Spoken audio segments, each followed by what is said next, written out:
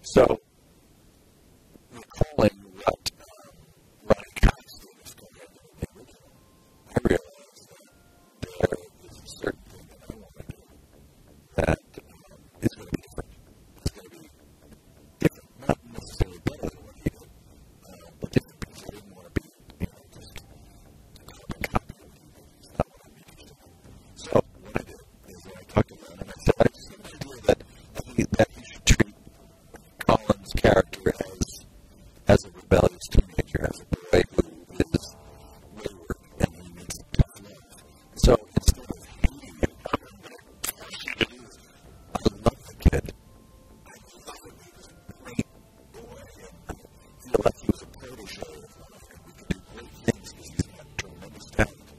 And I want him to come back into the fold and realize what you're missing here, So even thinking about it and get energized by that, I could like everybody is getting some tough love. And that's the way I approached it.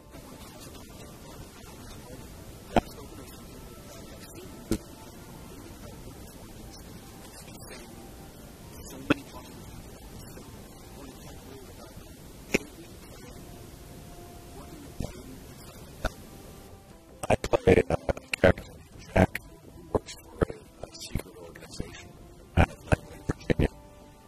And I'm his media boss at this initial company, the company. And I'm so thrilled to go at that part because it's historically important. True story. It's exciting. It's human endurance, and you really root for people to succeed and a just cause. It's really a great American movie, and I think it's going to be a great one. That's what I can say. I must confess that perhaps because of his exploits when he was younger, I didn't really know what to expect. I didn't really feel like I was judging him going in. But what I thought was really smart, unprepared, engaging, encouraging director who I think is going to be the next stage as far as actors who become directors. He's that good, and he's smart.